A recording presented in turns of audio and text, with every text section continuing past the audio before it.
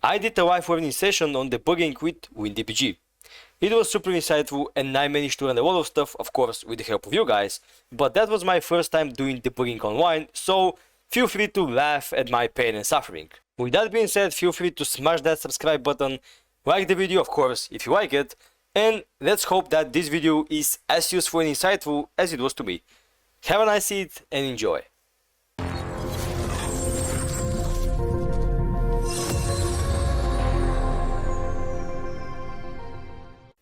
Welcome guys, it's Elsek and welcome to stream. It's been an honor to be here, and after a lot of time of me studying for the OSCP, I finally have the chance of dedicating more time of streaming and sessions like that one. Now, for today, I have prepared, actually I'm not prepared, I just have an idea of doing things, and we're gonna do that live because, well, that's where the fun starts.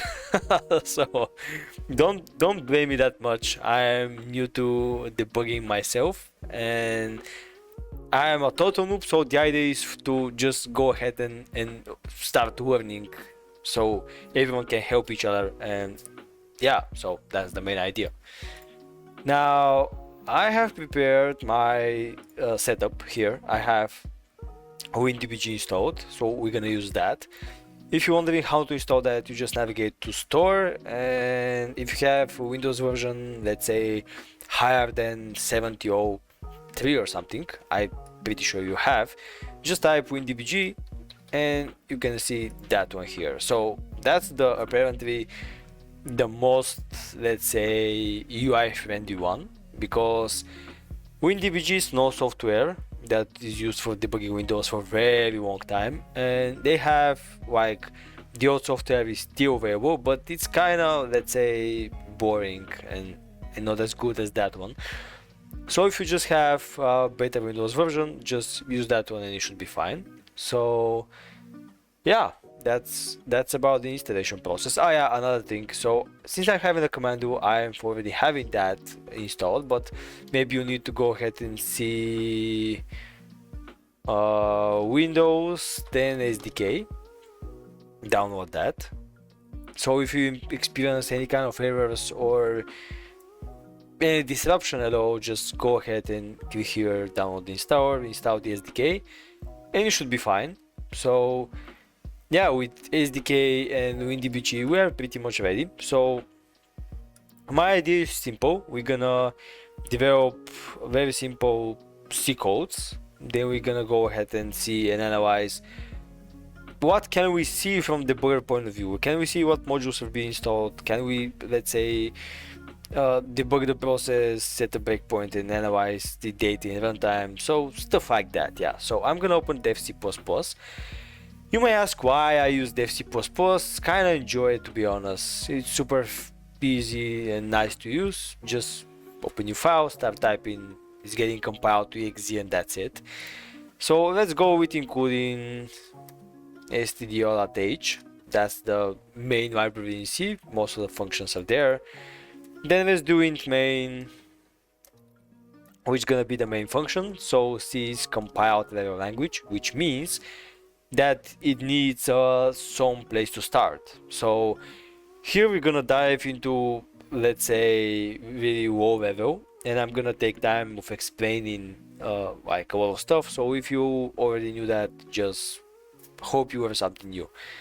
Now, since that's compiled language, so overall we have two types of language. One is being compiled and another is being interpreted. An example for that is JavaScript to Python.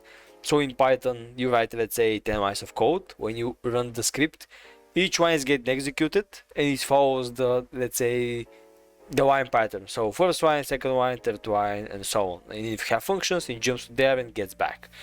Now, in Python, you do not need to have main.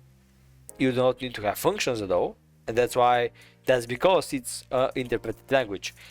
But in C or any kind of compiled language such as C#, let's say Java, let's say Nim or Go, I believe Go, you have to define a main method. So when you start the program, the executable and the registers gonna know from where to start, And usually that's the main function. So that's the first thing that's getting executed.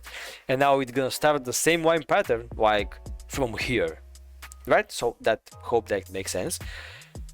Now what I want to do is to firstly define just run a simple command for an infinite loop, and we're gonna try to see the command arguments. So let's go with for and type to semicolons, I believe was the name, and that syntax is special for C, meaning infinite loop. So usually for requires 3 types of body.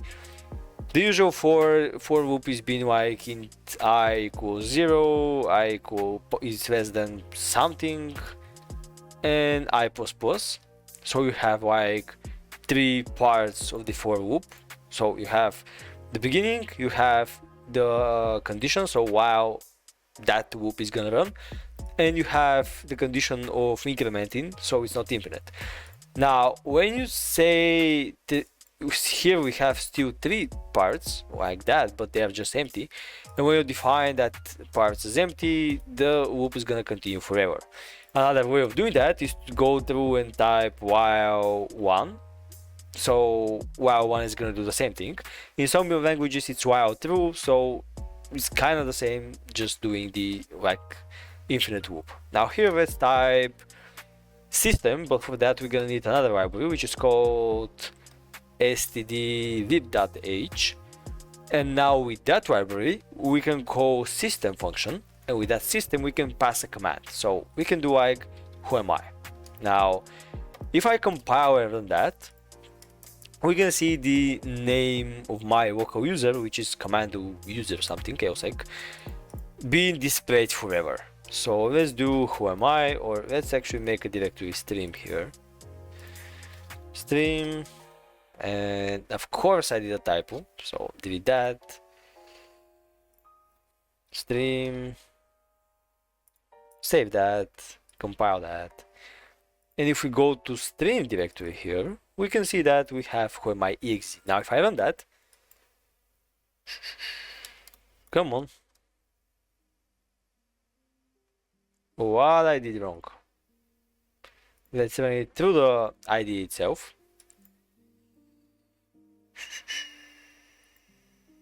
And I'm not sure what I did wrong. Let's try system here. Who am I? Just a single time to verify that it works. Maybe the system function is being fucked up. So run that. And nothing. Which is super strange. Do you guys have any idea why that happens? I'm doing my best to look at the chat as much as I can. So yeah. And my chat disappeared. Fucking hell. Alright, it's back. Now I'm not sure why that became why it's behaving such way. Let's try printf and just print something hi. Compile that and we have hi. Then let's go system and do ls for example. Run that and it works now. So what was the mistake there? Not really sure. If I do who am I, and of course finish the syntax. What? So maybe it's not liking the who am I command. So maybe it has something to do with my default command line, because it's that cmd error. Maybe. So let me try cmd.exe and see who am I. So save that, and still we have the same error. What the hell? Wow. Wait, we have something. Nope. That's like super strange. We didn't have the for loop, and it's being replayed forever. Yeah, now we have like hi, return 0, Yep, all looks good now. So std lib.h, I think that's it. Run that. All right, let's do system ipconfig. Run that. Oh, now it works. All right, if I do who am I, now it's not. So maybe I'm not sure why it's not working the who am I command, but sure it's working the ipconfig command. So we can do the same thing using, I'm really not sure why that is. And hi guys, if you have any ideas, questions, tips, just hit me up. I'm doing my best towards the chat as much as I can. So I'm not sure why. Maybe it's because of my default show environment, that's CMDR. Maybe that's breaking things stuff.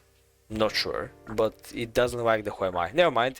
So with ipconfig it's fine. So we can do the same thing. So for infinite loop, and here. Nice, appreciate you, man. And yeah, you can help, especially if you know debugging and stuff. I will be happy to get some help. Yeah. So my idea, I'm not sure if when you joined, but my idea is to just develop a simple program and try to debug it with WinDbg, see what we can get. So yeah.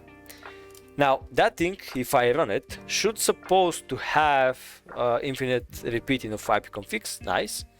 And now it's compiled. So if I run that, and now I go back here and run that, we get ipconfig. Now it's gonna be best if we rename that. So ipconfig instead of who am I. And let's start with WinDbg now. So open that up. There's a default, let's say, UI. What I like is to have this assembly on the right, and all the threads. Actually, what was that? Never mind. That thing looks nice.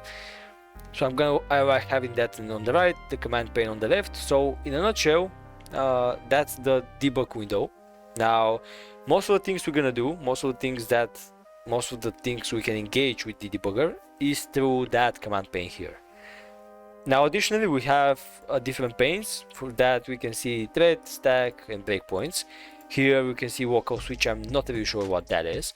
And here we can see the assemblies on the runtime. Now, here, as I said, it's gonna be most of the work, and we have a bunch of ways into, let's say, starting things. Now, what I like is when debugging simple program, we can do launch executable, we can go to the one we want, and go to, where was that, stream, and run that here. Now, let me just answer the question. Do you think it's a good idea to start learning Python then combine it with C++ to make a really good payload staged? Alright, that's the thing I will sure discuss. So I think that the following. So that's the reason why I started learning C++, because you must have knowledge in different kind of languages. Like, you can be a really good C# programmer, but some cases you have more AV hits based on your, let's say, language. Now, I done my experiments, and when using C++, my payloads are 25% more evasive, just from the language. I'm using the same Windows APIs, I'm using the same techniques of invoking the shellcode, I'm using pretty much the same, but C++ executable is less detectable by antivirus. So, what I think is that everyone must learn a lot of languages. Why? Because if one doesn't work, you can switch to another. If one doesn't work, you can switch to another. So you must know what the strengths and the weaknesses of each languages are, and thus meaning you have to know a lot. So what I like to say people is that you have to learn how to code, not how to use specific language. That's the main thing I have to say about that, because using language by definition is trivial as soon as you know what you want to do. So on my last stream when I was doing NIM, that was my first time engaging with NIM. very first time. And I did simple shellcode runner based on Google, asking, going there, researching. So you have to, let's say, just be having the mind of knowing how to code and knowing how the code works, and then implementing on different languages and see how they work. Now, of course, you have to know a bunch about the languages. As you said, C++ is based on having a lot of libraries, as other languages are. But the main point is that you must know where the strengths and the weaknesses of your language are. So let's say in C++, everything's being super fast, everything's being less detective, just because it's C++, but it's harder to write. So you can make mistakes, you can fuck up the memory, but you know that's about the life. Now, if you use C#, it's super easy to write. You cannot fuck up the memory, but you have more detections. So yeah, now let's go and open the binary there. But definitely, just if you know as much language as you can is always the best thing. But the main point is that you have to know that you have to have that mind of thinking and getting the code. So when you run the file, let's get back to the main point. When you run the file, we hit the initial breakpoint. So each time you run a new executable or attached to any, you're gonna have that window here. So that window is meaning that we have a breakpoint. That initial breakpoint is always triggered when you attach to something. Now here we have symbol server. Symbols are pretty much the PDB, the things in the PDB. So determining, depending on the symbol servers and the symbol that are loaded, we can see more or less information on the command pane. Now, another thing we can see is that what's been loaded. So just by attaching to something, we can see what's been loaded once we have attached to that. Now we can see that our application is using so far kernel DLL, kernel-based DLL, app help DLL, and MSVCRT DLL. Now, when I run go, the command is gonna start to pop up, and we can see more stuff here. Now on the right, we can see that the raw assembly instructions there. So here are the command pane, and here are the assembly instructions where we can observe what is going on, if you of course know what that is.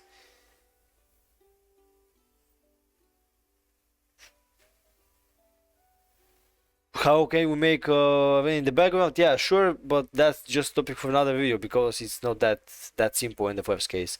Generally, you want to do like process injection.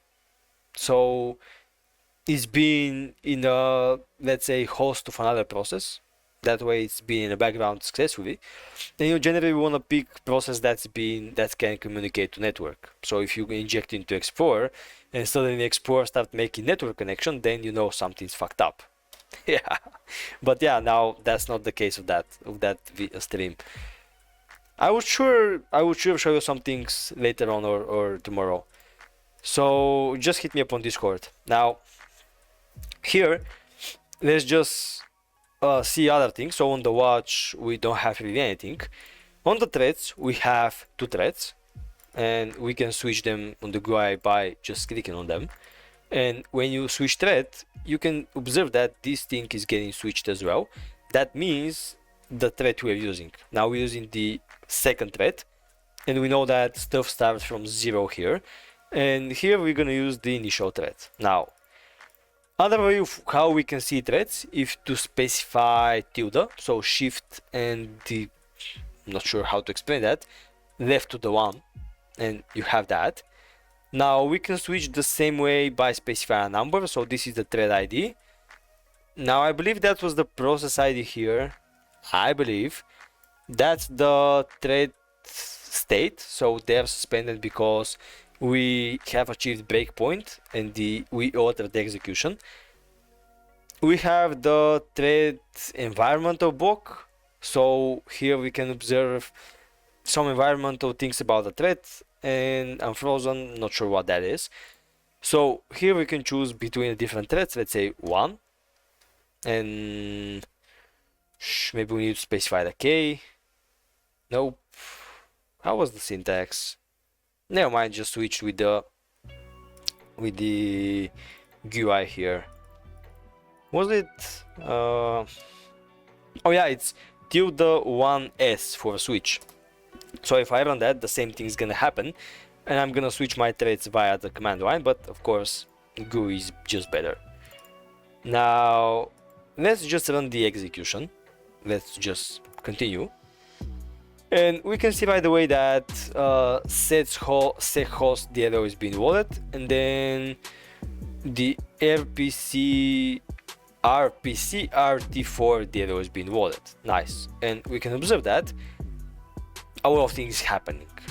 Now let's do a simple breakpoint because it's spamming a lot, and let's just hit up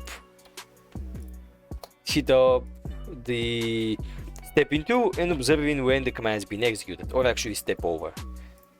So we need to step over 5 times and the command has been executed. Now I want to find how to set up a breakpoint just before the command is getting executed.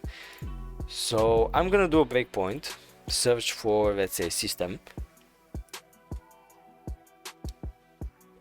and these are the only system occurrences that we have here. So let's try to analyze things on the assembly file to see if we can find that. Like that, and like that. So let's go step over. We have a code to Debugging UI remote breakpoint. That's not it. We have XOR operation here. We have RTO exit user thread, which I'm not sure why we exiting thread here. And after that, when the command has been executed. Let's think about that now. So let me explain more about the registries and stuff. Is this how I get this? So, oh yeah, I'm trying to achieve. I just said it, but let me try it to say it again. I wanna have that file we generated, run it through a debugger, and I wanna find the command through a debugger. So I wanna find where that's been executed, how that's been executed, and I wanna see that the raw strings of ipconfig or the output. So that's my idea. So let's run it again because I closed that. So file, launch executable, and ipconfig.txt. Something happened, by the way. Let's restart.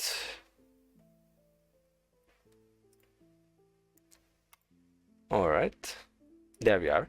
So these registers, we have RCX and we have EAX. So we are talking about 32-bit executable. Alright, let's go with Visual Studio Code. I want to compile the same code using VS Code and 64-bit. So I'm gonna do file, new project, and then do C++. Hope I have the library, console app, I have. Now here type ipconfig. Okay.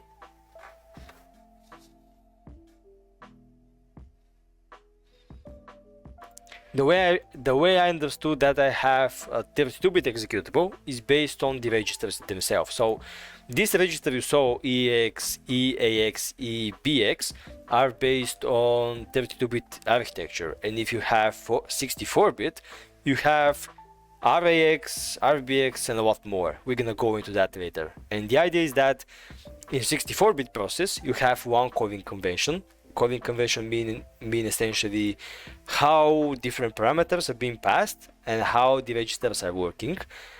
And if we have 86 architecture, or meaning 32 bits, we have like various calling conventions. So I think especially for newbies like me, it's easier to debug 64-bit applications, since you know that each time like the calling convention is gonna be one.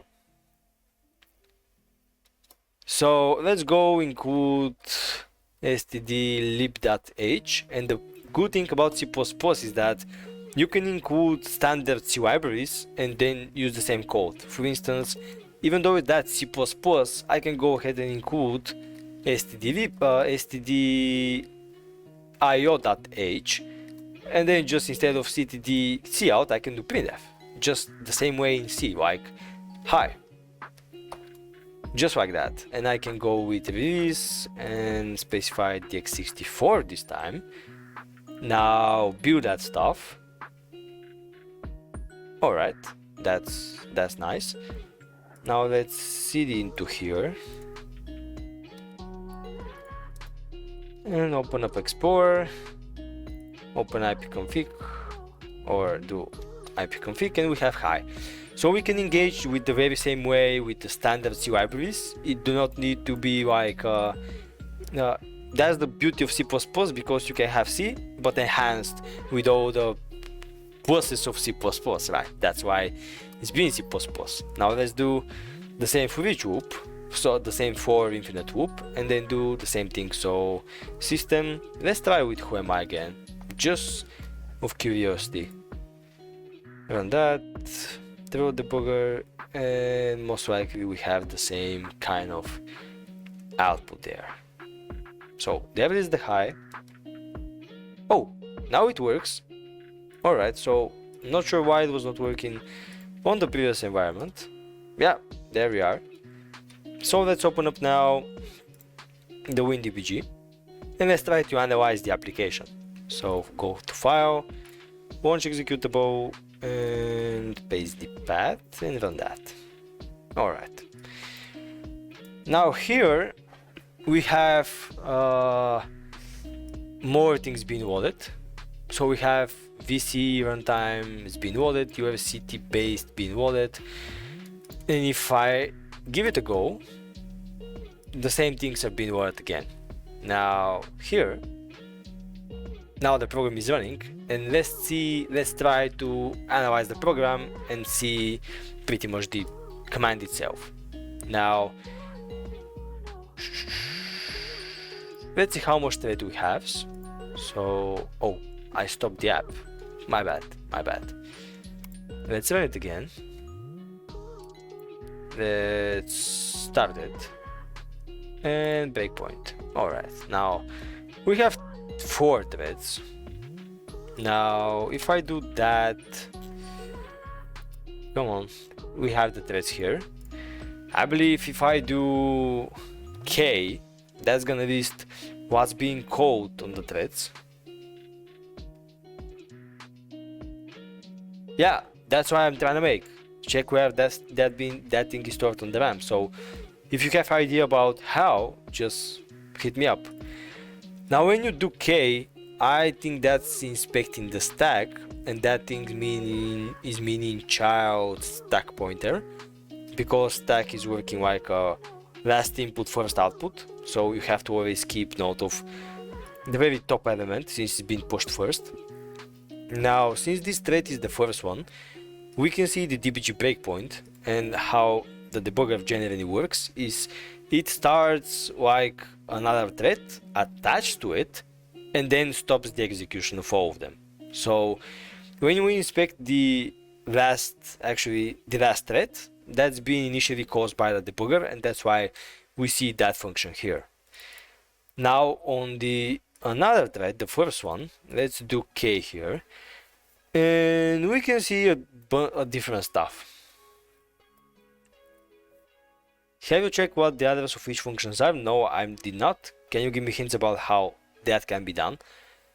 Now here, the stack is being executed that way. So that thing was called by that thing, was called by that thing, and by that thing, and by that thing. So seems like that we have a call to execute command, which is from the UFCT based DLL. Now I want to copy that, and let's get more information about that.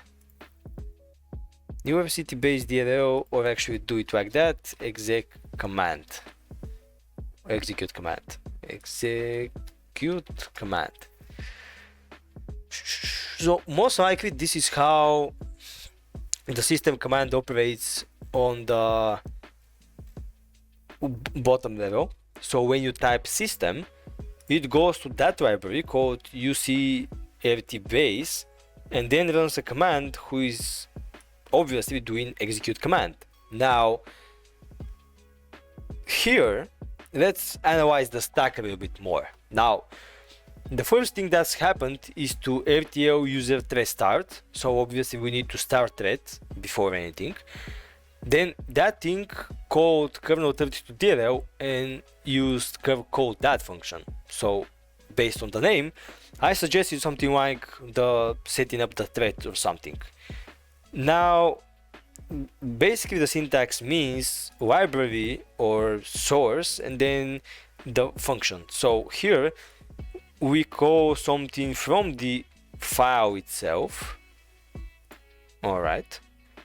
So here we are pretty much going to the main function. I'm not sure why they have 3 calls and why this one is not having addresses in one function. So here we are in the main. Now the main called common system, which called common spawn env, which called execute command, and execute command called wait for single object. Now wait for single object is an API that wait for single object that is waiting a thread to be executed. So waits until a specific object in the signal state or the timeout interval elapses. So what that is essentially doing, that Windows API is waiting the execution of something. So in that case, we execute command here, we wait for its execution, and then we do it again. So that call is wait for single object ex, which is slightly different than the standard one. That one says waits until the specific object is in the signal state, and IO completion routine or APC squealed to threads or the timeout interval elapses. So these functions are kind of similar. Yeah. So after hi command, it's hi. This is the printf, not command. So after hi, we get into infinite loop, and why we get into infinite loop is because that helps me debug things easier. And yeah, so pretty much what happens is based on that and my understanding, we just initialize threads. We go to the main. The main uses these Windows API calls and functions to execute a command, and then it just waits for the commands to be executed. And that happens in the very first thread. Sweet, that's the stack, I believe. Yeah. So K shows the stack. Now on the second thread, which is 1, the stack is kind of different. So yeah, here we have mainly some functions like TPP worker threads and wait for work via worker factory, which I'm not sure what that is. So let's go and search for TPP worker thread. Why does Windows 10 start extra thread in my program?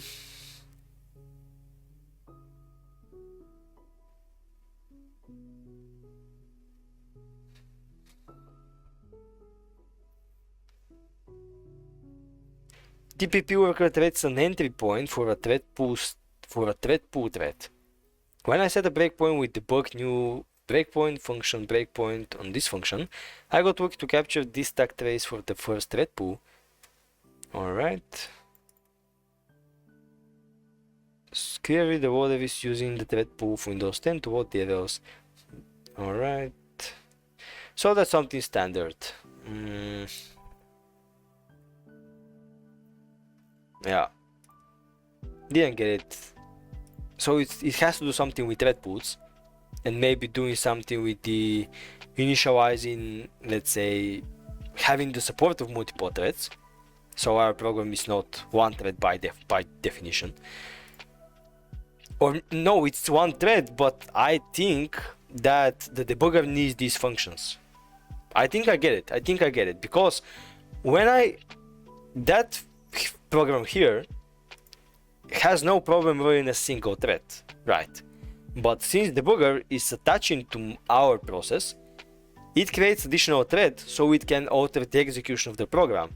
And in order for it to create additional threads, we need to be optimized with the thread pool, and that's why we have more threads and that TPP worker thread function. Nice. Phew, I think that's it. So let's go to the first one since that's more interesting, and that one. Oh boy. And what I want to look for is that spawn NV. So why that spawn NV? Because I believe that on the call execute command that here, maybe we should look at that first. Alright, so let's set up a breakpoint. Let's do BP and paste it like that. It's not resolved. Alright. Let's try BU and that. BU and execute command.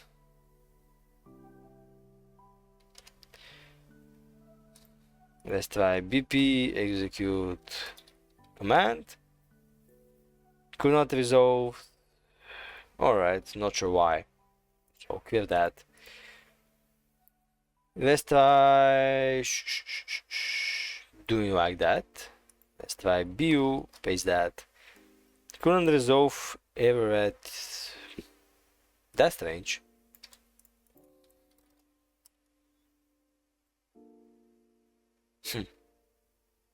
Alright, now let's try it like that. We have one breakpoint for spawn NV.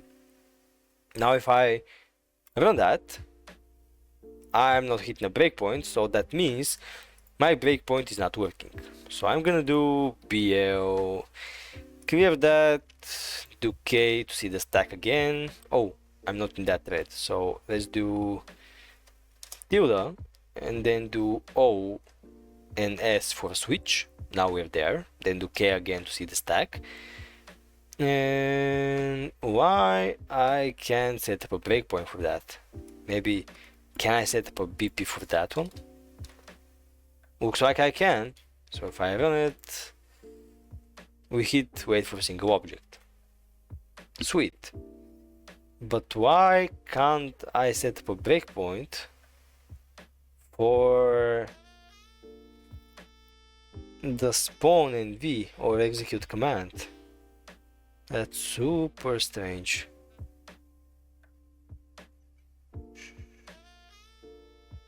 Alright, that's not what I was looking for. Now here we can inspect different kind of registers by specifying R, then add, and then the register we want. So in that case, let's do RDI or RBX or RCX or RAX, and we can see the values of the registers. Now we can do DU, and that's gonna display. So DR is gonna give us the address of the register, and the DU or just D is gonna give us the content of the register. So we can do RBX, RAX, RCX, and so on. Now in that case we can't see anything fancy because most likely the command is already being executed, right? So, or it's been in a state of execution. And I think our breakpoint is not in the place where we should be. I think the breakpoint should be somewhere here in the stack so we can get the execution of that command. We can intercept the common spawn NV or execute command.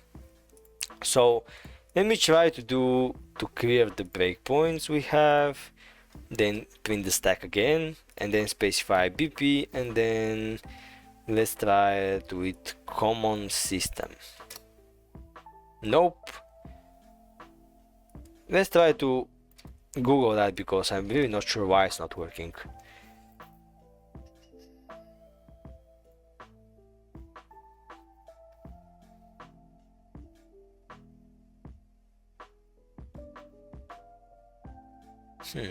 That's not what we want.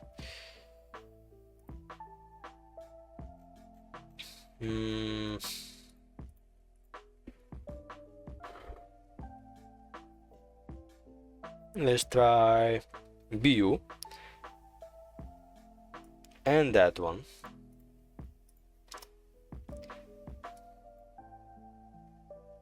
Now let's try to Google that.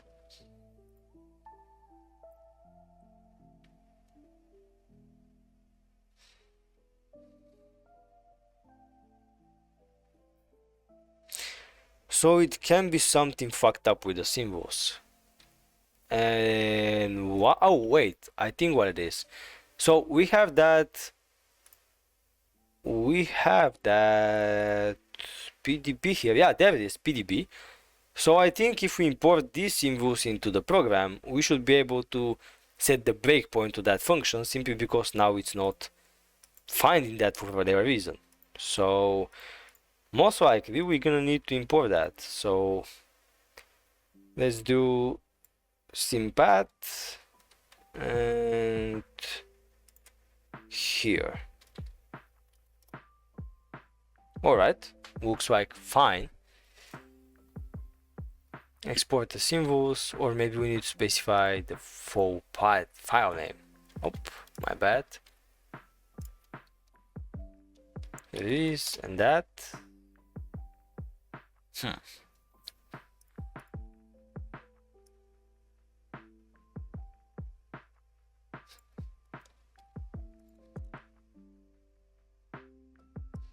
Let's do reward. And by the way, what's the LD command is doing? LD. And then, oh, that's the modules. Alright. So these are all the modules being imported. Nice. So looks like we have the symbols now.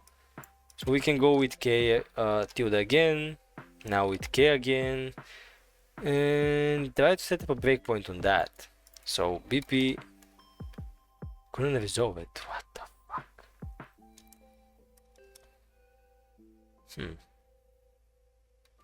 That's super strange.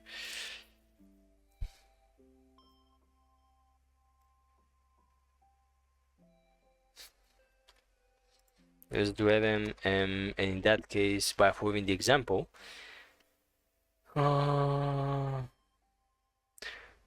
yeah, but can you tell me more how to get the address? Because there are so much addresses here. You mean that one? That one here? Let's try it. PP that. Alright, then give it a go. And it's not that.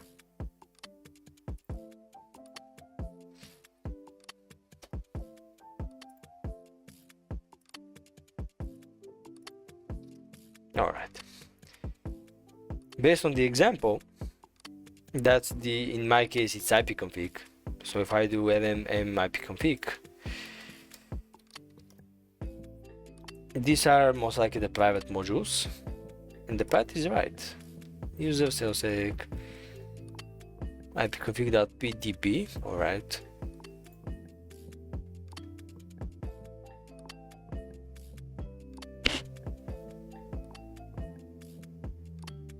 Yeah, I'm not touching the code. I'm debugging it right now, meaning the code is the same, but I'm trying to see the data in the memory. So that's different. I have suggestion, by the way. Oh my god, don't tell me it's that. Because this can error out because I am using the name of signed official Microsoft binary called ipconfig. So just to be sure, I want to go and close everything here and create a new project with the same code called IP, not ipconfig. That's different. Maybe that can bug something out. Now let's go x64, release, compile, go back, cd IP, cd x64, release, ip.exe, and now it works. Now let's open the debugger again. because when I tried to look more into the executable and the libraries, I saw the official Microsoft IP config.exe, which can bug things out. So let's try it like that now. IP here, here. All right. Let's see what's been loaded. IP.exe, same stuff. Go here. Let's break now. And let's see the threads. Alright, now let's go to the first one. To OS. See the stack. Come on.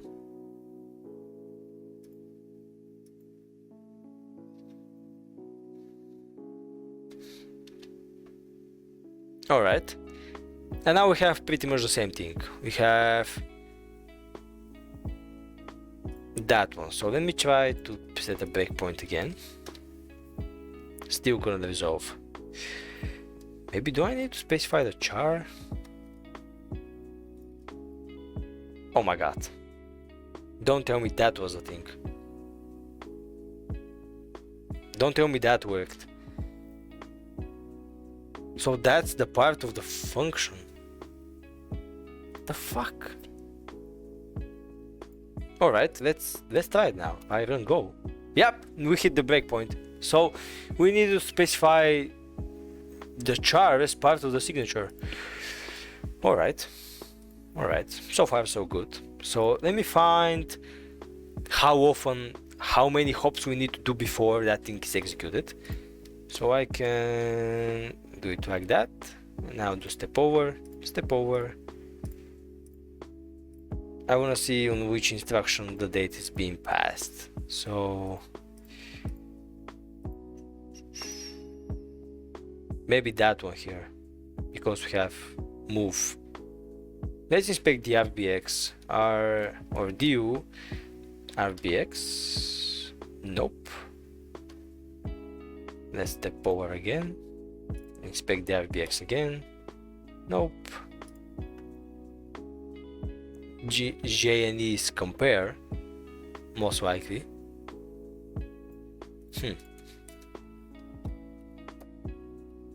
Let's do RAX, let's do RCX. Alright. Let's step over and it's still not getting executed. Nope. Oh, now it does. Alright, so we have a lot of calls until it's been executed. Oh, so we are here. Let's see. What is that?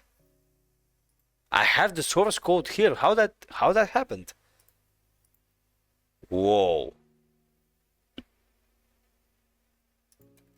Can I set a breakpoint?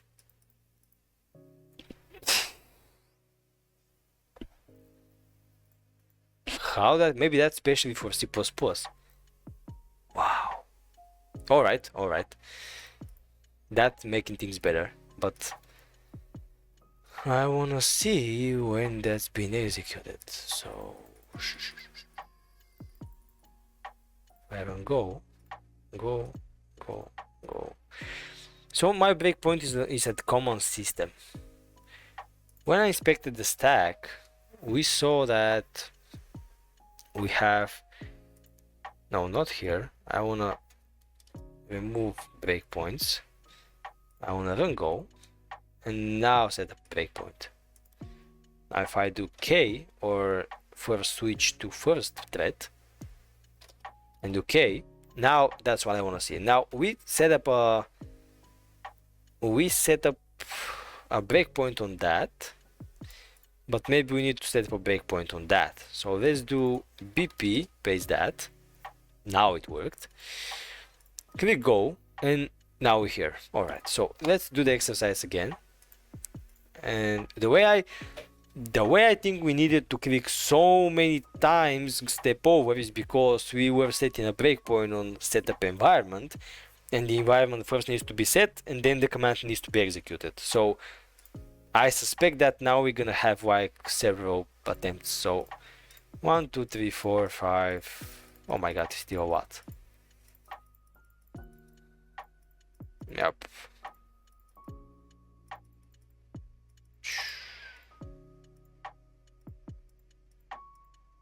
Alright, so with step out, we can do more general actions.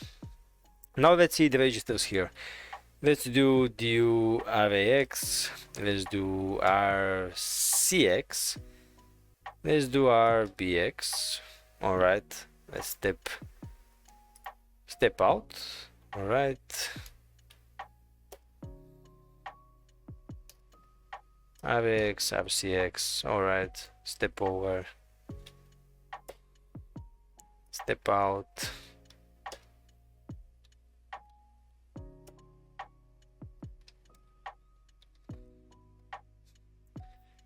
Still don't get it.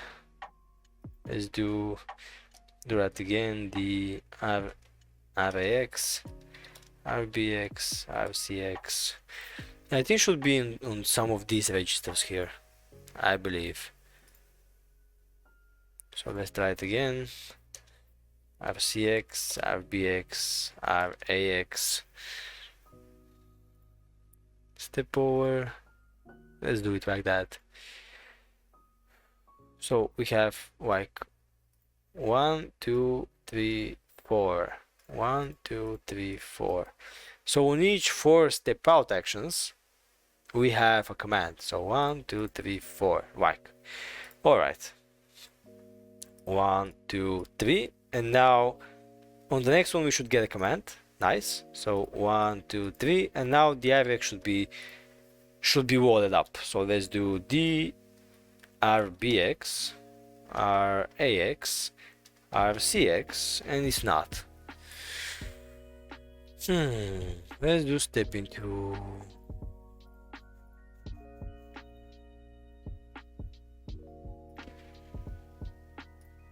What is that RBP about? RBP, gibberish, RX, RCX, RBX. We need to definitely read more about the pointers. And how to get this char here. So let's try R. This is gonna get all the registers here. Do we have a menu for viewing the registers using the GUI? Oh, these are the addresses. Damn.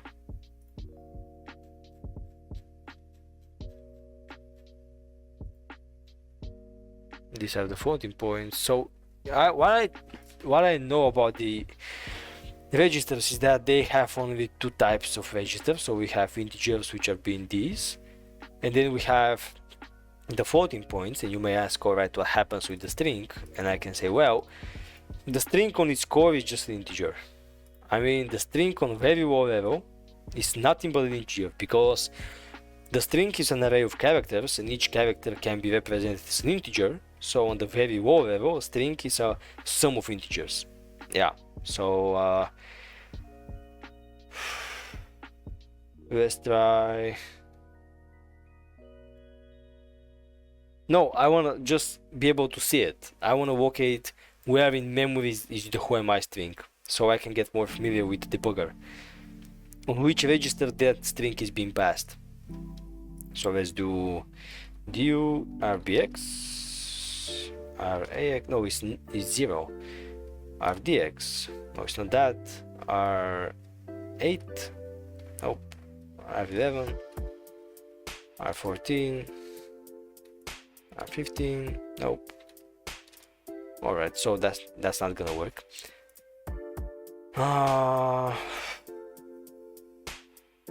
I want to just locate that and be able to see it, because if we can see it, we can modify it.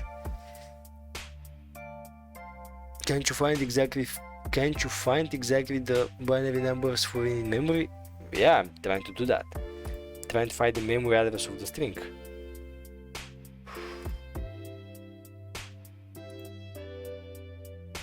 Or maybe here is getting pushed. So let's try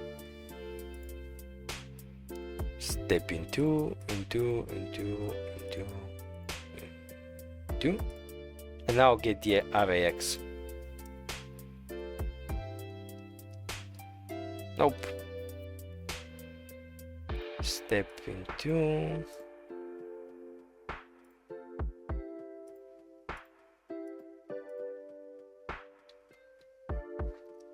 rdx, array-x, rcx. So complicated.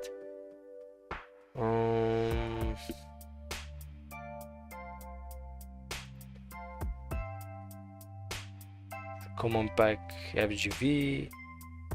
So it's calling another kernel API. We can do step out. Let's get that R15 register. Nope. So by checking the registers, all that are zeros, they do not hold anything in them. So we can query RBX, and our CX is 0 as well, so not that. RBP, nope. R10, nope.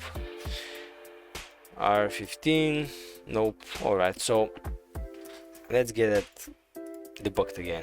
What's gonna happen, by the way, if I clear the breakpoint? So if I do PL and clear that and set up a breakpoint here, we go, and now I'm somewhere. So this is the code of the printf, and these are the machine instructions of the printf. Whoa, that's huge.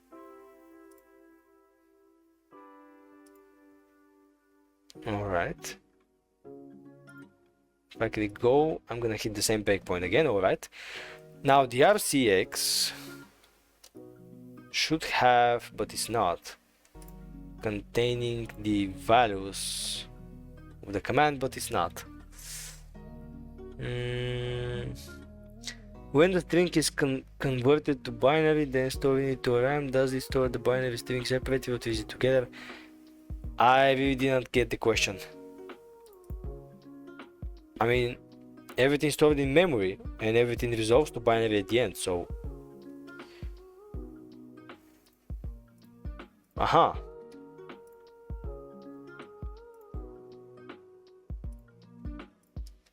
All right. Now step over. Now this breakpoint works better. I think we can find it now. All right, so here let's go into step into and see how many times we need to repeat that. So 1, 2, 3, 4, 5, 6, 7. It's a lot.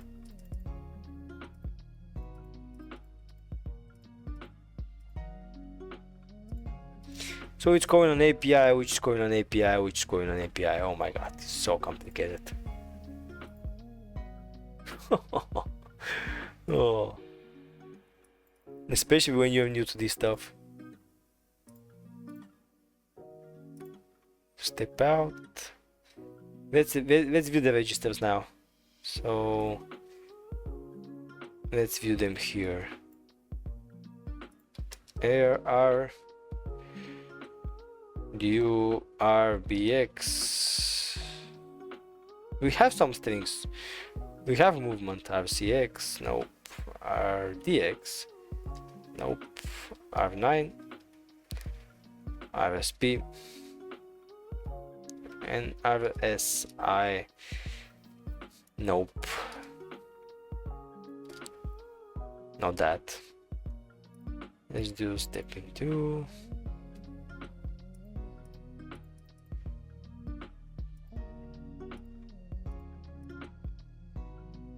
And we're back here. So let's try to analyze that. We have the, which I'm not sure what that is, so let's try to search for that. The x64 instruction. So the instructions, what effective address, a strict to do certain computation, but that's not its primary purpose. The x86 instructions was set to design to support high-level languages like Pascal and C, where arrays, especially arrays of ints or small structs, are common. Consider, for example, that struct. Alright, now imagine a statement like that. Alright. Where points to an array of points, assuming that the base of the array is ebx and the variable e is ax. Alright. Didn't get what that is. So in this case, you don't want to value. Oh, alright.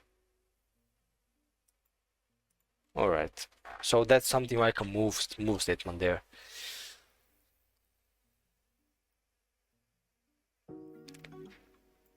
Memory addressing calculation, but do not actually address memory. It's getting more and more complicated. Alright, so we have a real instruction, which not sure what that is. Then IP.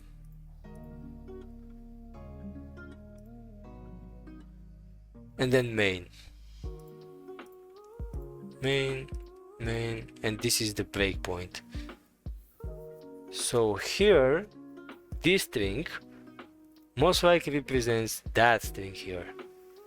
It's the same one. Now if I put another breakpoint here, I didn't get that. RCX before calling the system function, it's probably will pass. Alright, so let's try do RCX. Nope.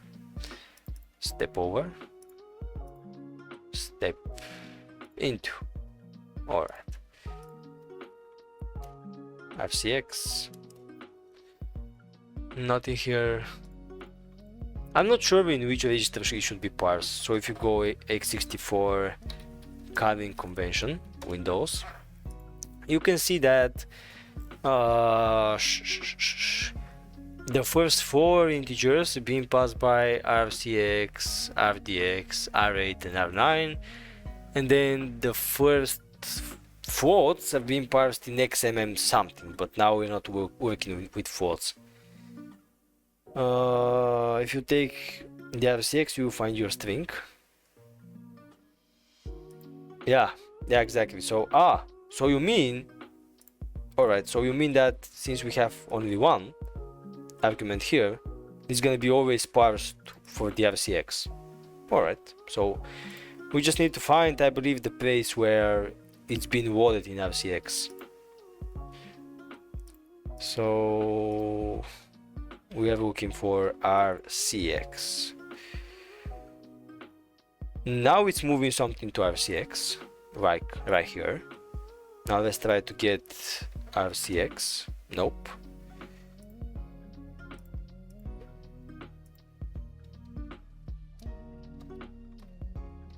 RCX again. Nope.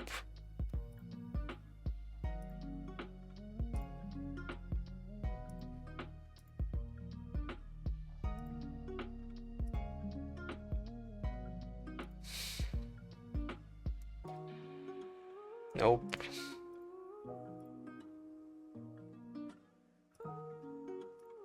Why not the RAX? So do you RAX? Nope.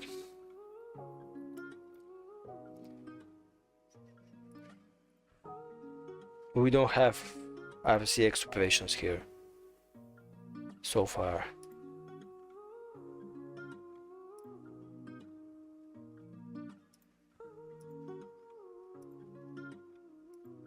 Why we have 32-bit like registers here?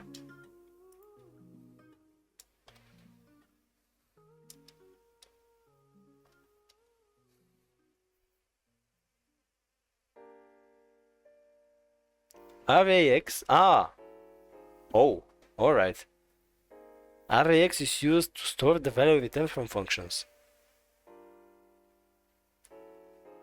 Alright, that makes sense now. So we're mainly looking at RCX, which is still not initialized. Strange.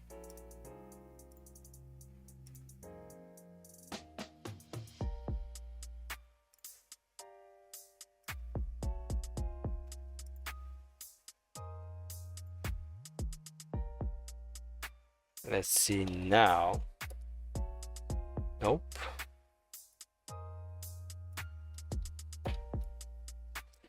Still nope.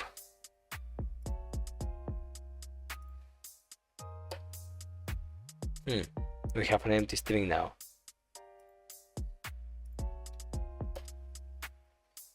And now it's gone.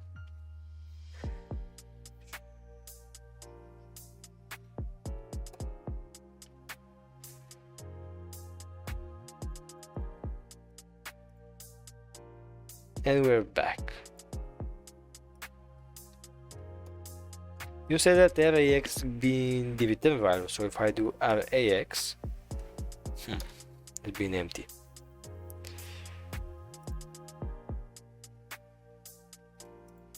Well, APIs are for coding.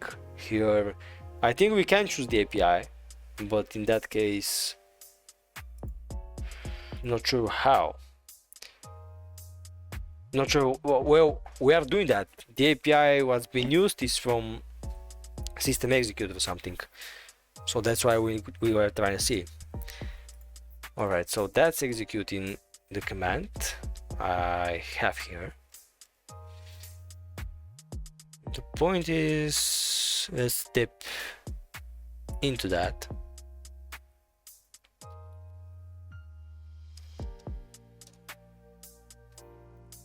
And I'm not sure why, so I think now we are in the common system. Let's do step out, step in, step in here. We are in the system, common system. I want to execute command.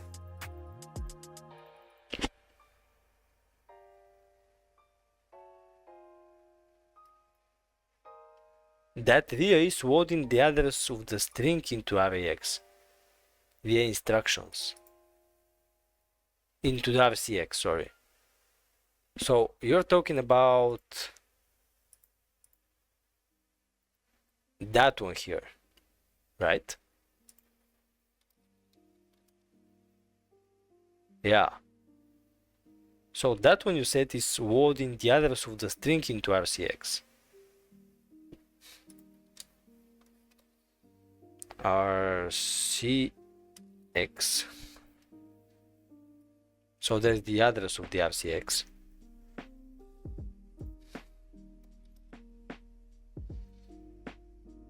Maybe I'm missing something, or maybe it's not loaded here. Step after, alright. Step into or step out. Let's step into.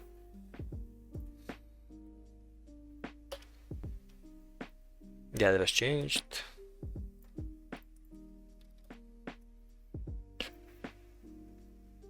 Step by one, yeah. Use T, what? Alright, so T. What do you mean by T? Oh. Alright, didn't know that. Registers URCX. Still not it, but if I do T again.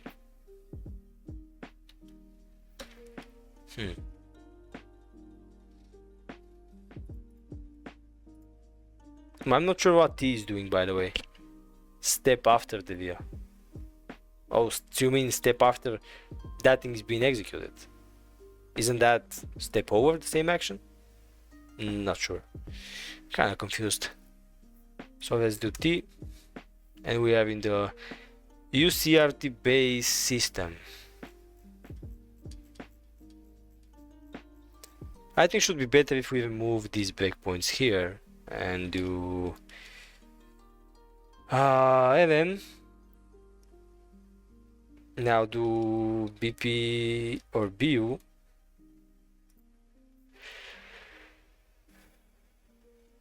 Well, I needed to do the stack. Let's return the execution. Let's see the stack again. And not that thread, but that one here.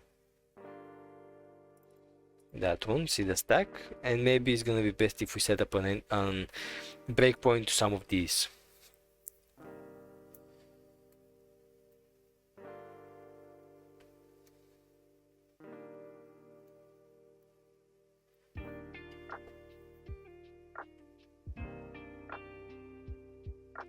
I'm trying to get where I am. I mean, that's the whole point of the stream, to learn more about this type of stuff. So you said that you want in RCX after the var is the C++ structure for a string. So if I need to get a string, I need to use std string or something.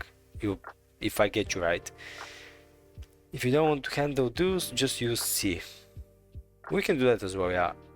But tell me more about std string thing. So how to get into that string there.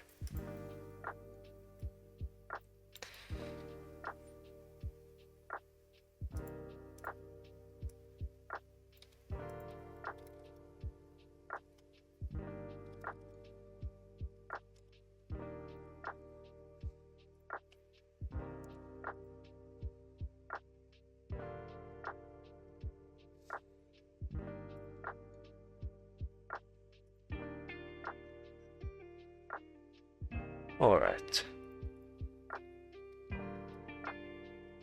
So at least we know it should be in the RCX because we have like one argument there. All right. But tell me more about. All right. So let's search that.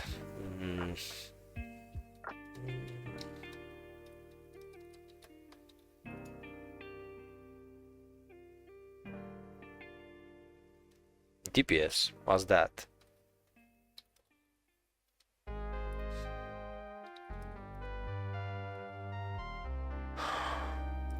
DPS.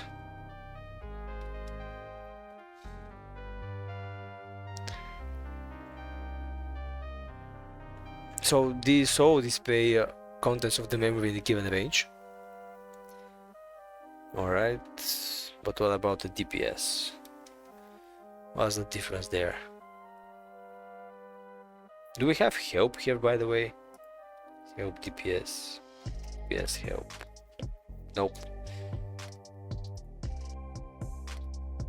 Crazy. I'm really not getting you.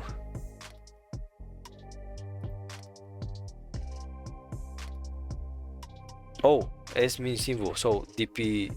Ah, all right, all right. All right. So let's do that DPS thing. DPS. Dump pointer. Ah, all right. Nice. Thank you so much. Dump pointer and S with symbol, if any. All right. RCX. All right. Now let's continue with that. Step over. Step over. I'm looking for instruction for RCX.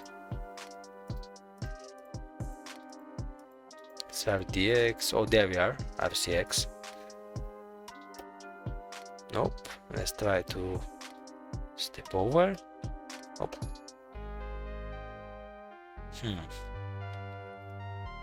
T.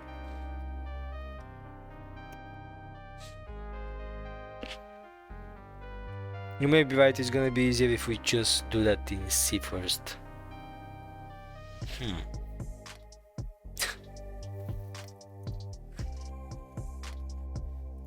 Can I go ahead and debug my program and compile my program using x64 architecture?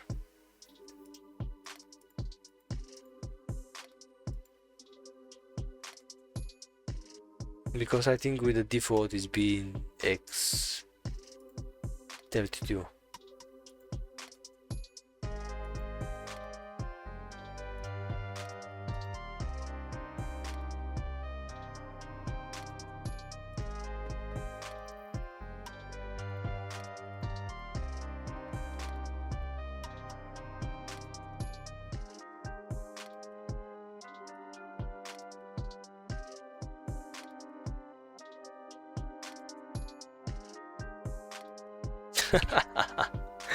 Oh yeah, not easy to do, they said. So let me get back to my initial thing here. How to find specific string? Maybe that.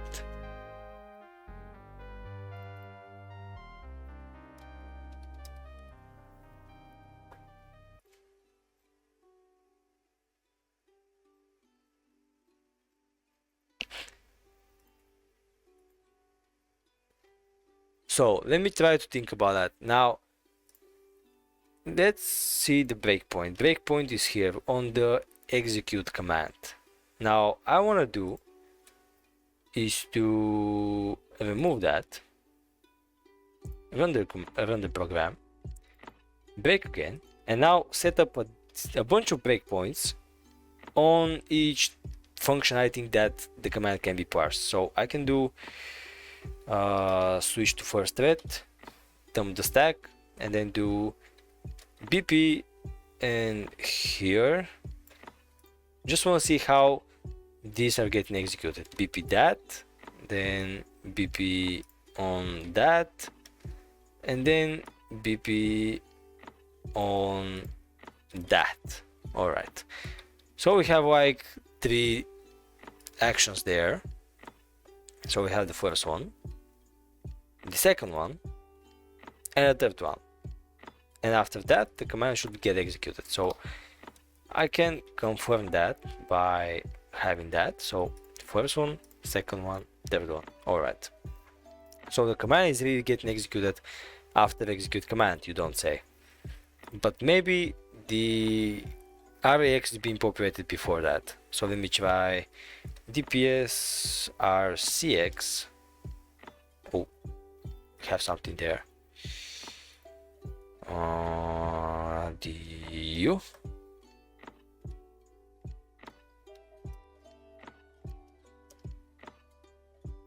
Was it RCX? Should be. Yeah, RCX. So let's try with the second one. Nothing here.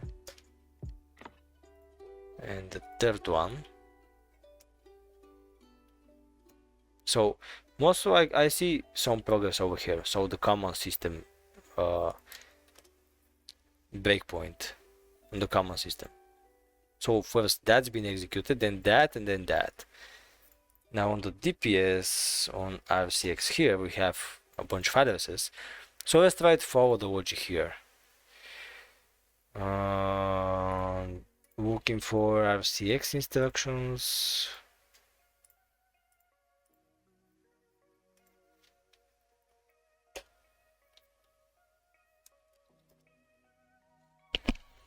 Not quite. Now there is the deal. Now done that.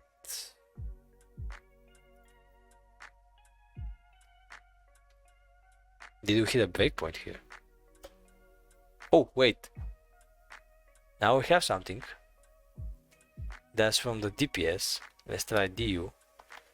Yeah, DPS is better. Thank you for sharing that.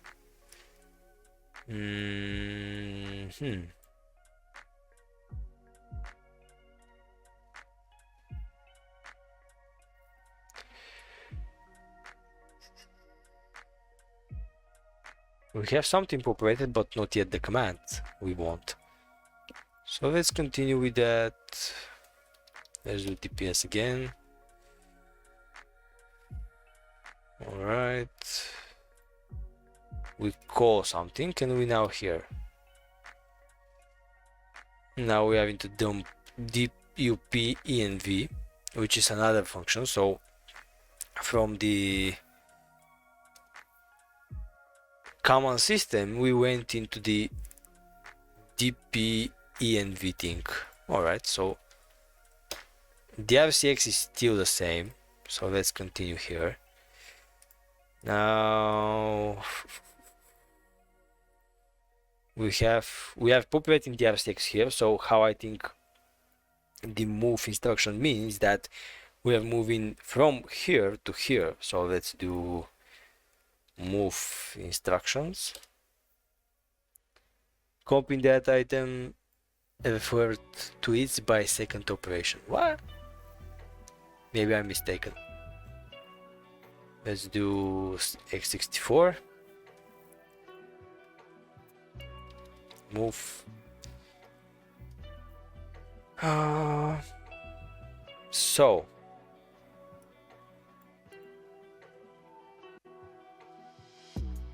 come on.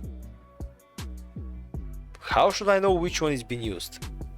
Now we have, like, in one case, contents a 64-bit address to move contents at 64-bit address to RAX. So in that case, this one is the destination. And in the second one, that one is the destination. Oh no, wait, I'm mistaken. So destination is that. RAX destination, the first one. So then in that case, we are moving the contents of RCX to RSI. Alright.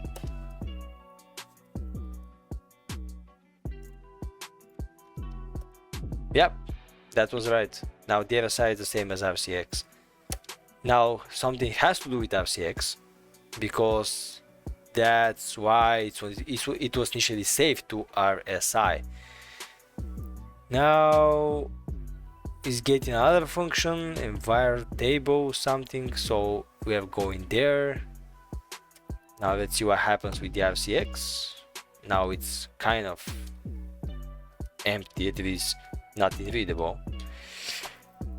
And the RSI should be still the same, so I can do RSI. Yeah, this was the previous content from the RCX.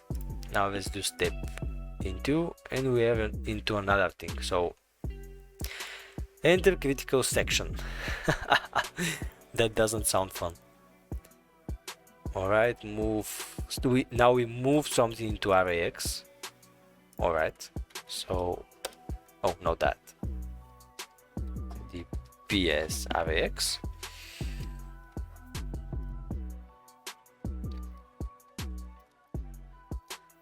Alright, nothing readable so far. Now we're moving another thing into RAX. Now let's see what the content of that is. Of RAX. Okay, nothing readable. So let's filter the things by RCX. So, and now we move the RSI into RCX here. So let's compare RCX now. Now step into and do it again now. Alright, so it's the same as before. Good. Let's continue debugging that.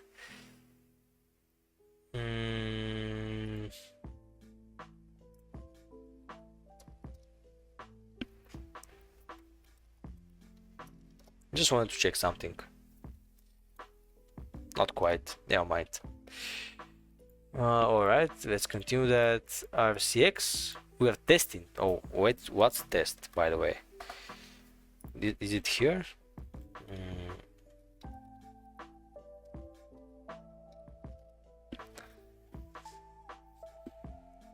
This instruction performs a bitwise AND on two operands. The flags modified. Alright.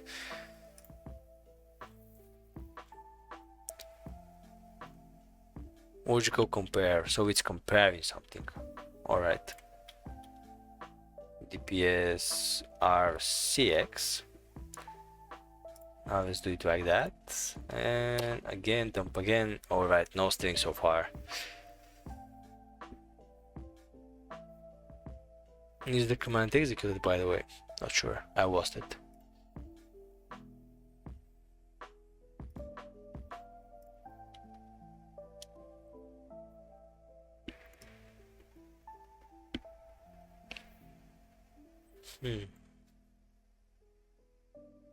I'm still not seeing a string, by the way. I'm not sure what I'm doing wrong, guys. I would appreciate some hints about that. I'm not seeing a string there. Alright, so let's dump the RCX again. At least we know we should be in the RCX. It's something. Step into and do RCX again.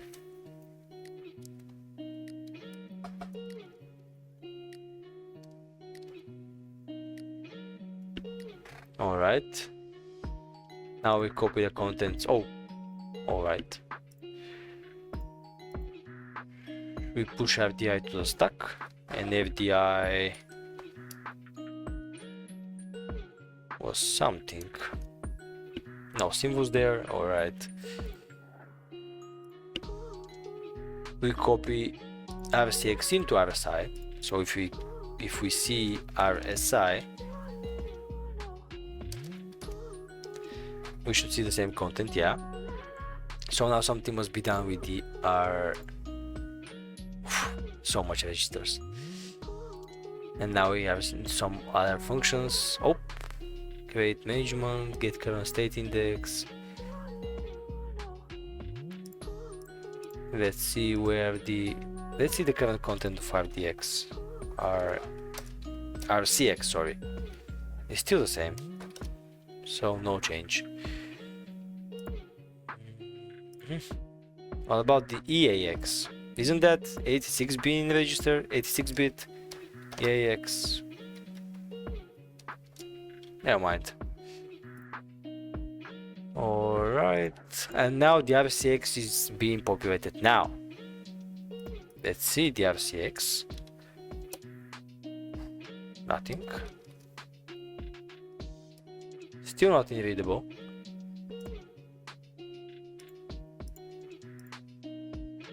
We are still in some sub-functions of that. Now FLS get value, not sure what that is. Actually, let's search about that. Get value function, so local storage, what the fuck?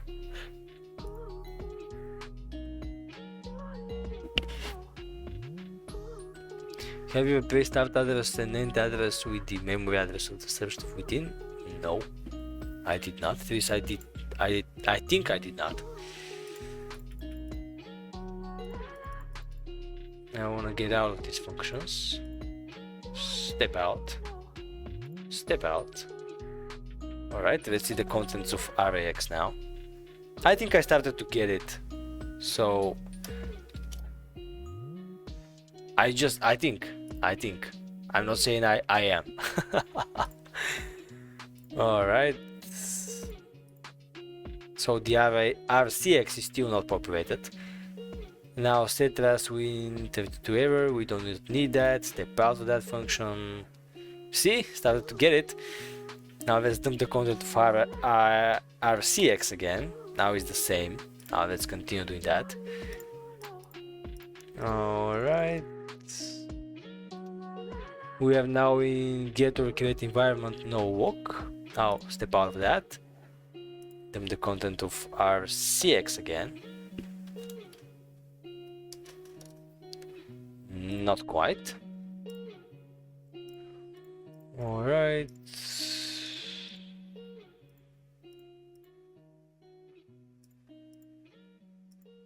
I'm stuck, I think. Why I'm in an infinite loop, by the way?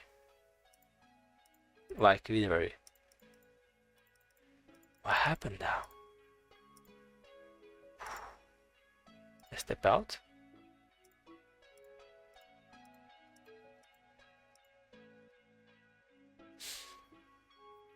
Not sure what's going on.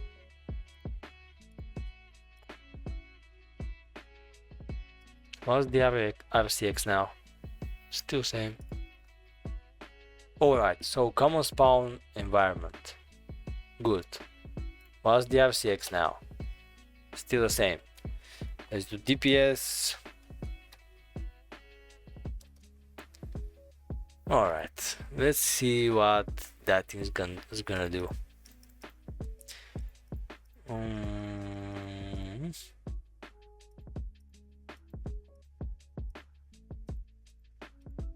Alright, so we are moving R14 into RCX. Let's dump R14. Let's do rcx, and now step into.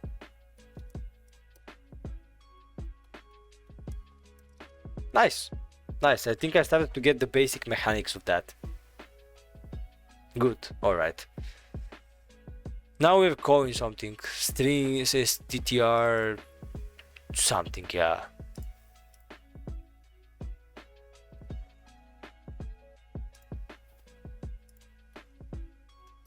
Let's see dr8. All right. What's that function, by the way? str char. Is it documented? Locates last occurrence of character in string. Isn't that getting the string, by the way? Whoa. Alright. Oh, we entered the execute command, by the way. Let's do rsi. rx. Nope, rcx. It's empty.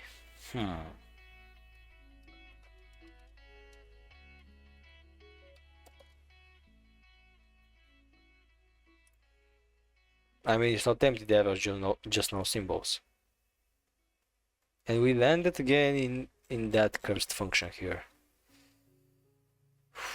Damn, that's so complicated when you do that for the first time. I mean, it's not really my first, but it's one of the first times. Alright, let's focus now. How hard can it be to find a string?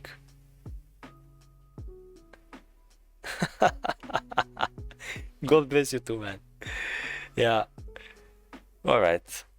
Now the DFCX again.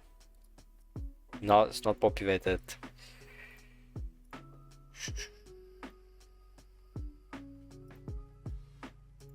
Alright. Let's close that and follow one of my viewers' advice and have that be in C. Now I want to compile that into a x64 bit, so I'm gonna do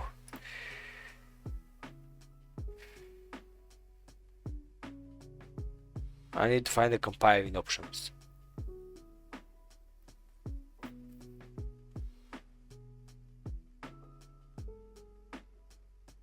Compiler options, settings.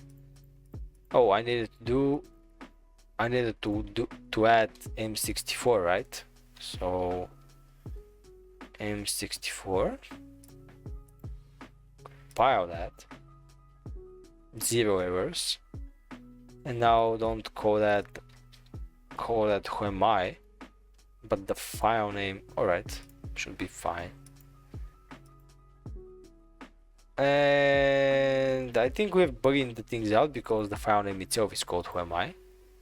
So I can go ahead here and rename that to x.exe, and there we are. So the file name was the issue. Now let's run the WinDbg again. Let's attach to desktop stream x.exe.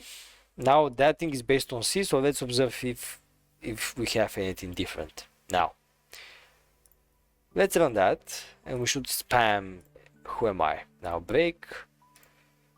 Now let's inspect the threads, attach to first one, and do stack. Alright, now we have different set of functions, but I think we should generally repeat the process. So we have pretty much the same syntax. So user thread start create a init function, that I'm not sure what that is, so most likely some walkout things there. Then we have system, spawn v, and then system. Alright, so I want to do bp onto system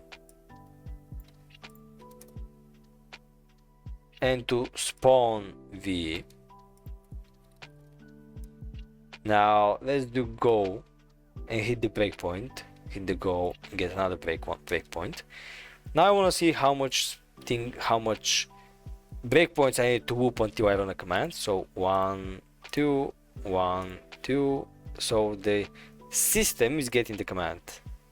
All right, good. Now here let's do DPS and RCX. Let's do DU. All right. Now let's go to another breakpoint, and there should carry the value of RCX. So let's do it like that. Not quite, not the case. Let's continue, step out.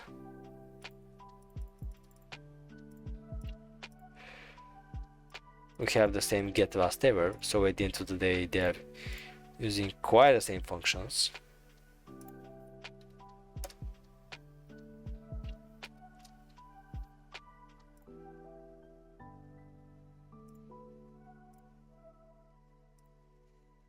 Alright, we're here on the system. Now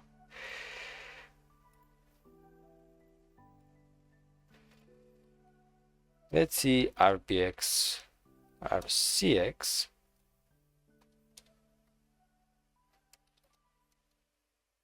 Alright.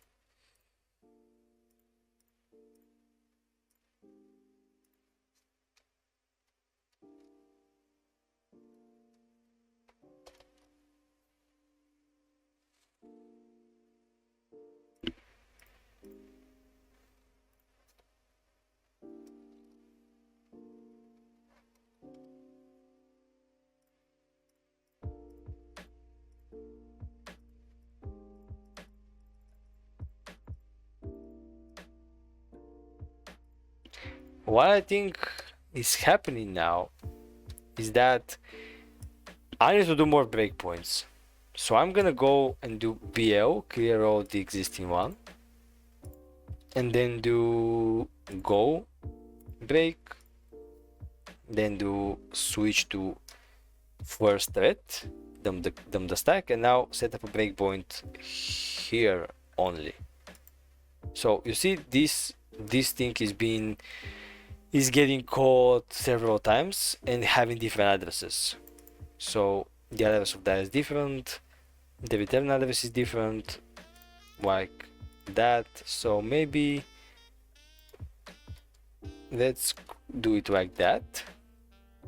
Then click go, and we can see that the breakpoint is gonna hit like 2 times. Now, if I am not wrong, I need to whoop 2 times again in order for that to get executed. So 1, oh no, it's not the case. So each time system is being called, the command is being executed. All right, now let's try dump the RCX.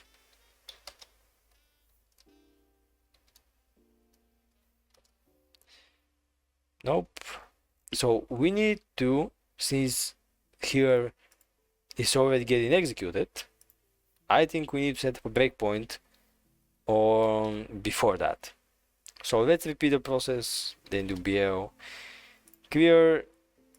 All right, go break, switch to first one, dump the stack, and then do it like that. Now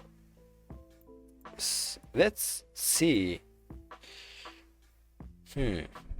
First we call in system, then we're calling spawn v again, then system again. So let's see if anything's getting executed on that system here. Repeat that. Click go. So here, click go. Or maybe I need to do another breakpoint on that, because I have only one and it's being whooped, so it's getting executed every single time. So repeat that. Yep. Breakpoint 1 hit, breakpoint 0 hit. So on the first system it's not getting executed. On the second it is. Super strange.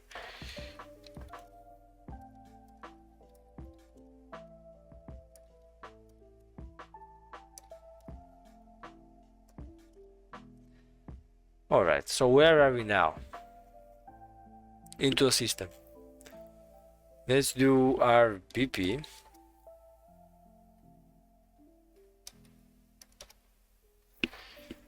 Let's do, where are we now?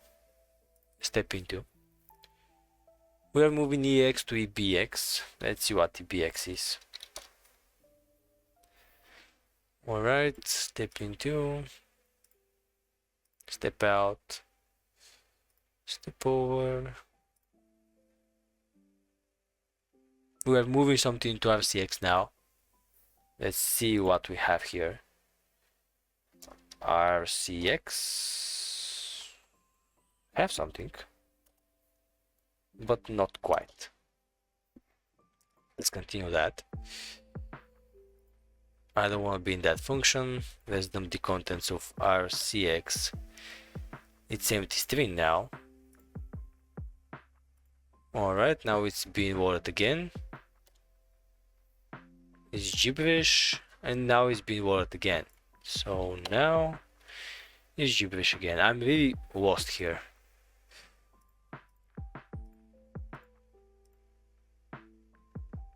We have jumped into somewhere. Now we did something to our RCX as well. It's gibberish again.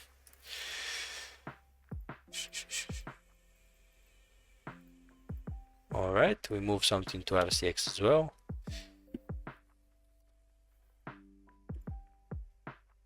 We are carving something. So much instructions.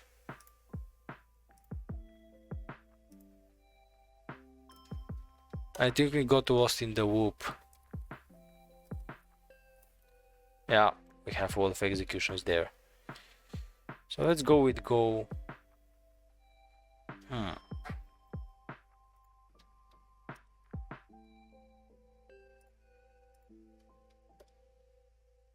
In both of the breakpoints, the RCX is not having a valid string in it, even though we're using C now.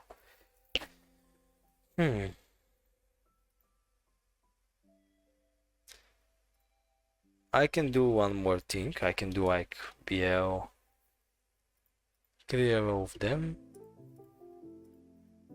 Now do the same process as stack, and now BP on all of the addresses here. So here, here, here, and no, not here. So we have, yeah, I made a mistake about that. BL, okay, alright, so BP for system, BP first spawn V, BP second spawn V, and BP system. And I want to, just in case, wait for single object EX. So on one iteration we should hit like 5 breakpoints before a command is being executed. So we have 1, 2, 3, 4, 5, and now the command is gonna run. Just a quick dump of our CX, nothing, go, and yeah, we have the command. Alright, so here dump the RCX again. Now I believe that in some of the states the RCX should have the command inside.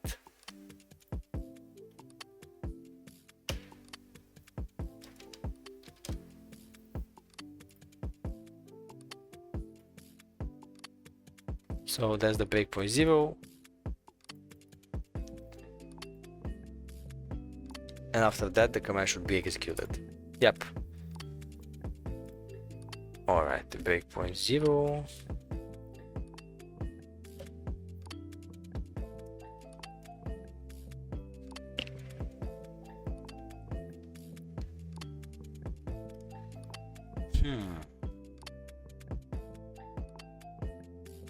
Let's do RSP.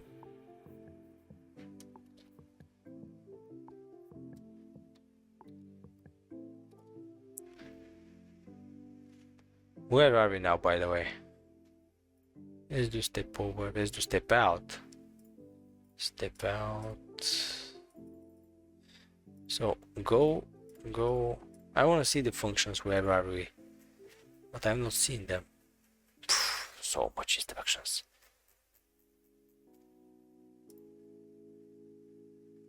That's why it's a bad idea to just specify breakpoints to addresses.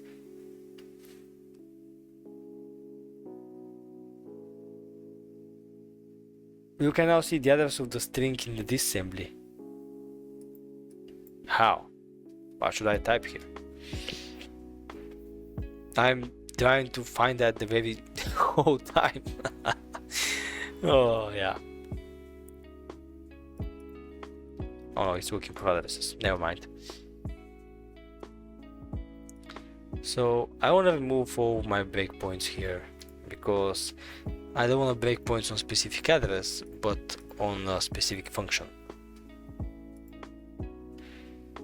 Main go before system shows the address. Whoa, I missed that. Alright, let's do it again now. BP.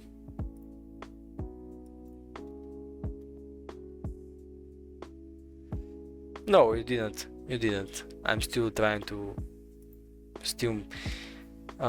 get into this agony. So switch from the stack. Now BP on system. Do I need to specify like that the whole path as before? Oh yeah, I can. So I can do BL. Okay, let's give it everything. Now do BP, specify the first system. BP, specify the first pawn V. Now I'm doing it in C, by the way, since you said it's easier. BP that and BP that. If I click go, breakpoint 3 is being hit. Breakpoint 3 is being on system. The last one. DPS are CX. Nothing so far. Let's try it again. Nope. Oh, the whole time it's saying where I am. Like if I go step into, it's saying which function and module I'm running currently at. That's nice to know. Alright, that helps a lot. Now we are inside that. Let's go step out. We are in system again. And this is the instructions being performed now. So, alright. DPS, RBX. Alright, step into. Now we're in the system again. And we moved something into RCX. Can it be this that time? RCX? Nope, it's not. It's not. We're pushing RBX to the stack. We are closing the handle. So now the program also likely executed. It's refreshed because we closed the handle. Now we should open a new one, I believe. Close handle, close handle, close handle. I started to get it. Now it's kind of easier when you spend a lot of time pushing your head to the ground and you start to see something. Like now I at least know where I am. Here now I'm into that DLL and that function. I can step out. Now I'm doing close handle again. So I need to learn the difference between step. So this is gonna step into each function on the line. This is gonna like hop over it, and this is gonna step out of the function. I think that's how they work. Alright, so the same thing with our CX. Nothing. Let's do step into. We have calling something. which we do not want. So if I go step into, we're gonna navigate to that MSV CRT sys list, I believe. Nope, we did not. We have close handle.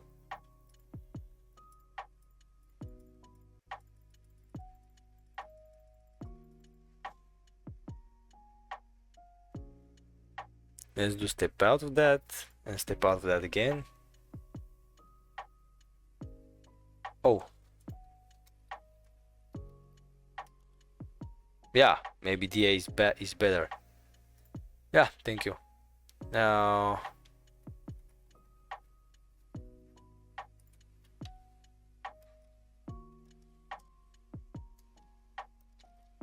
just wanted to see. Now we're jumping into system, all right, which is pretty much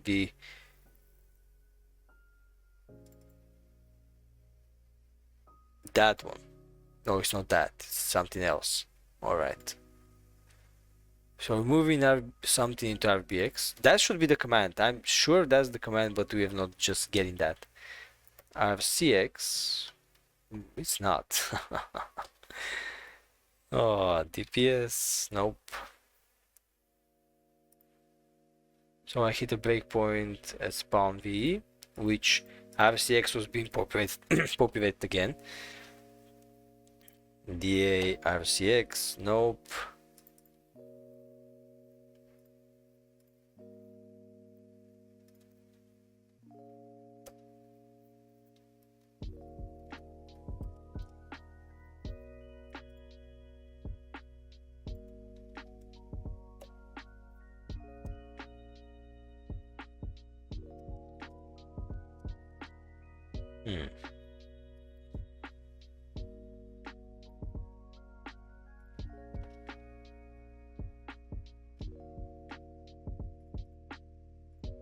It's nice to observe how the stack behaves in different points of time. So right now breakpoint 3 is hit, which means that one, and if we hit the next one and dump the stack again, we can see that disappeared. It's out of the stack. Now if we do that again and do K again, now the second disappeared because it's out of the stack and the stack pointer moved down. If we do go and do that, we can see that one is out of it again, and now the RCX should be here, and because the command is not executed. Now if I do another go, so if I do another go, we have the command here, and now the stack again is being populated. So if I do K, we have these things again. So if I do run go and dump the stack, we have the last system command call, sorry, where the RCX should be populated. Now let's do it like that.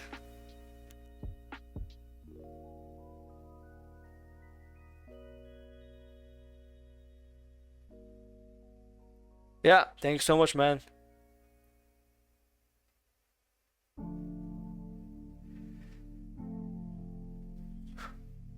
BP, all right.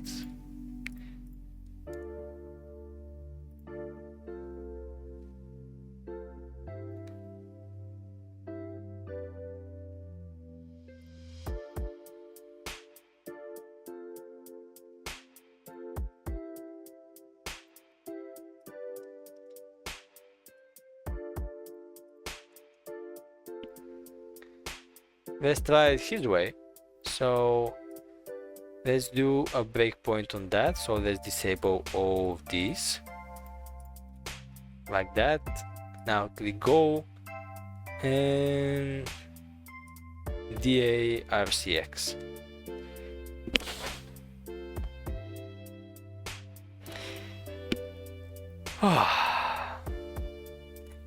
Why it was so complicated? Let me see. Why it was so complicated? Why does it work now? How does that work now? Because if I do K, all right, let's try my logic where I was following that. I have 4 breakpoints now. If I click go, click here, I'm at the very same place where I was with your breakpoint, guys. And now if I do DARCX, I'm not seeing that. What's the difference here? That's what I try to understand. What's the difference here? Like for real. If I do your breakpoint, I mean just breakpoint into the BP and that, like that, and I remove all the others. Oh, I think what's the difference? Because here you can see the offset is different, maybe. So now if I do go, that's before a system call, and do DARCX, there it is, who am I? If I do DPS, I don't see the who am I, but with DA I see it. So if I remove all of my breakpoints, I just want to figure out how that works. I can do clear, do BL, and I'll do what was that? Go and break and switch to here, do the stack. Now I want to do is to set up a breakpoint on that, and because you see the offset is being different, and maybe that's why it's bugging things out, because I use the breakpoint for that function at that offset, because I think that's an offset. Maybe I can be wrong. So I have one on system, I have one on spawn VE. So I should hit like 2 breakpoints should be hit 4 times, because this function have been repeated 4 times. So 1 2 1 2 before a command. So I can do like that. 1 2 1. Oh, it's not. So I'm not sure why, but I'm having like 2 times the same functions, but they are not, the breakpoints are not triggered 2 times. I'm not sure why. So on the breakpoints, I have this. On the stack, let me just repeat: disable breakpoints, go break them the stack. So on the breakpoints, I have 2 for saying, 1 for system and 1 for spawn VE. But the point here is that I have 2 spawn VEs here and 2 systems. So mathematically, if I specify a breakpoint on system and spawn VE, they should hit twice each one of them, right? Because this function is being encountered like 2 times. But why it's not? And why when I specify the function, that function with the offset, I'm not getting the value of the RCX? Wow. Wow. I'm literally not sure. And can't think about that. Why there's a reason for that. And if I do that and click go and then the RX now, it's not here. Alright. But if I do it again, now I'm in the system and it's there. At least we got that after 2 hours. Yeah. So when you go to a function with a specific offset, that register could be already oh, that makes a difference. So when I go to function with specific offset, the register could be overwritten. So by specifying just the function name, I can't get it literally. So now let me just make this breakpoint disappear. If I do that and that on each click, I have a command, right? So I hit the breakpoint, I'm not sure if I'm hitting the breakpoint before the command is being run or after.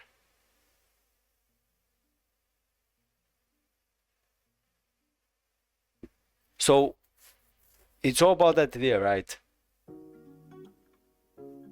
Okay.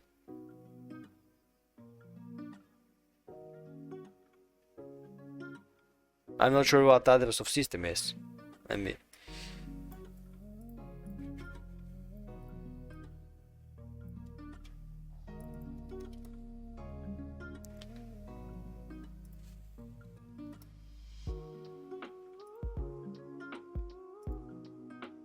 Maybe I'm not googling right. The point is that since I'm running each time I hit the breakpoint, the command's being run. How does the RCX being saved? Since obviously that happens. And if I do, wait. I think I got it. So apparently the debugger works the very same way as the debugger in the code. I needed to think about that earlier.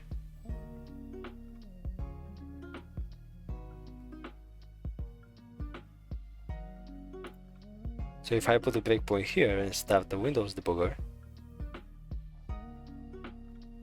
what happened now?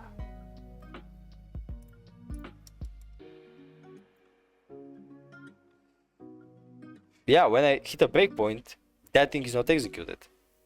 Oh, yeah. Yeah, it works exactly the same way. So here, the breakpoint is just before the system call. So when I click next, in that case, it's gonna be step into. And I have who am I? Wow, that took me 2 hours to figure out. Never mind. It's better later than never. So that's the main idea. So it works exactly the same as the coding debugger. And when you put the debugging somewhere on some function, it's gonna get executed just before that function. So the RCX is ready to be moved and pushed out of the stack.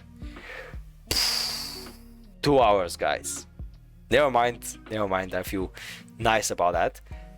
So how about the C++ program, by the way? Is it the same as the C? So I can do like close everything and run it again. File that. All right. Now I can do go. Now I can break. I can do.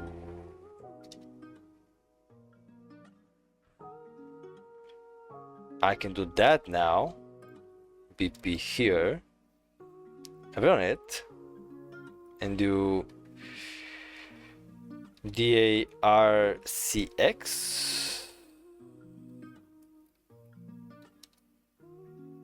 That's not the case here. So there are differences between the languages.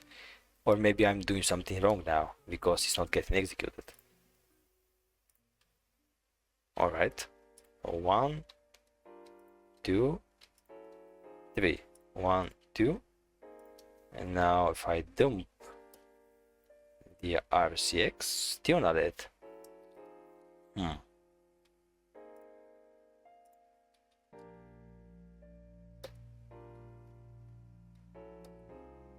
There we are. Is the same thing. Alright, so here we just have more calls on the same function. So let me just close all the breakpoints. Click go, click break. Now do move to thread 0, dump the stack. And yeah, we have system, spawn, v, and execute command. So most likely that's the command we want. So I'm gonna delete my breakpoints. I want to do the exercise one more time. Now let's do here, because that's gonna point to the exact same place before the command execution. So run that, VP paste, click go, and do what was that? I pointed out R or DA and RCX. Not that.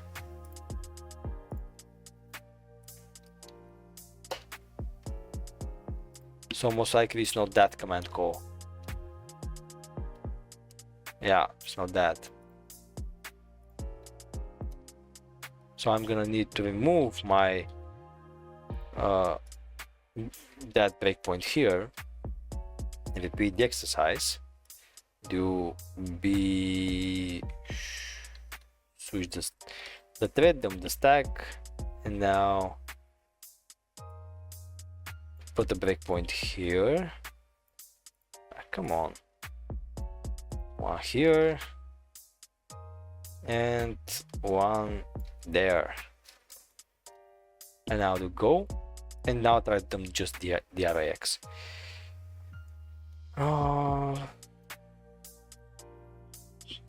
Easy. Easy, yeah. Ooh, I found it with you guys. You helped me find that. You saved me. Let's say if I was doing that by myself, I'm not sure how long I should be doing that, but I went a lot faster now. Whew, nice. I hope you guys will have something as well. Nice, we did that. And imagine how hard it is to manipulate these kind of things. So just getting that was kind of a challenge to get it, to understand the whole process.